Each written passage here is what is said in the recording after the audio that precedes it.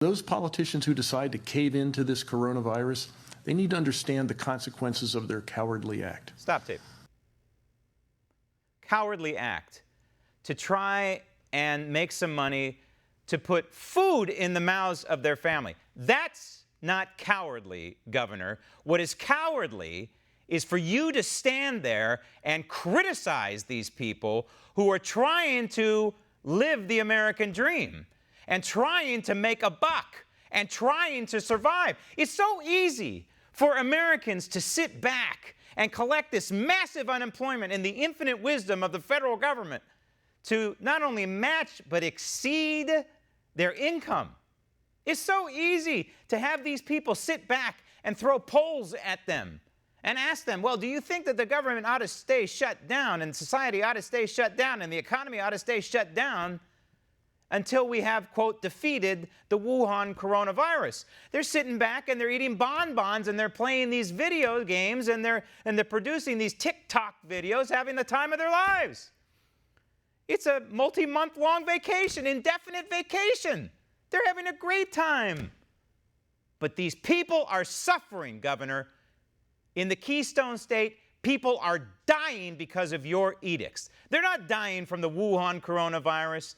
They're dying because you are choking off their liberty and choking off their ability to earn a living.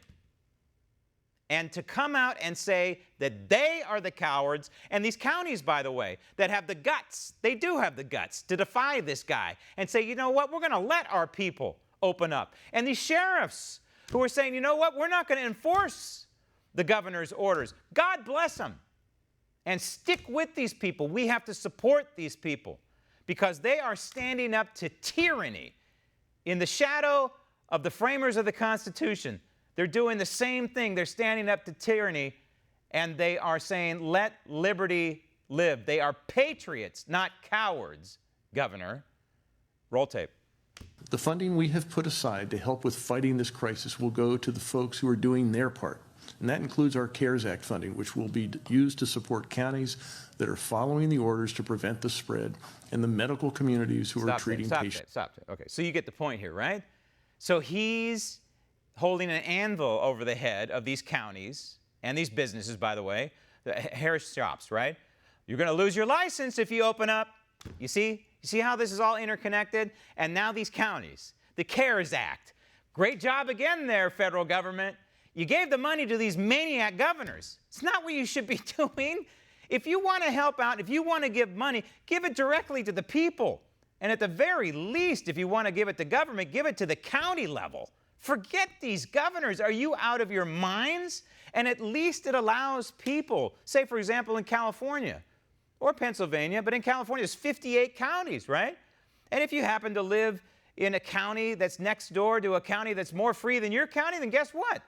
It's not a crazy, out-of-this-world, outlandish idea to move to the next county where they're free, where they have leadership that actually respects and understands the United States Constitution. In the end, I think it's going to take the President of the United States here. I think it's always been up to him.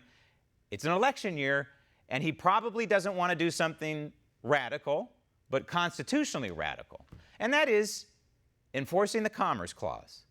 This governor, Wolf, and Newsom and Cuomo and the rest of them, they are standing in the way of the Commerce Clause of the United States Constitution. And if the president, he's got nothing to lose now, in my opinion.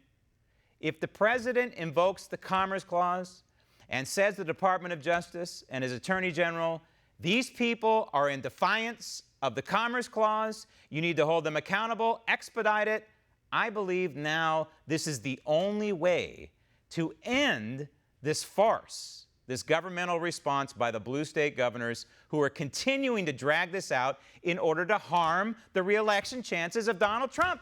It's the only way.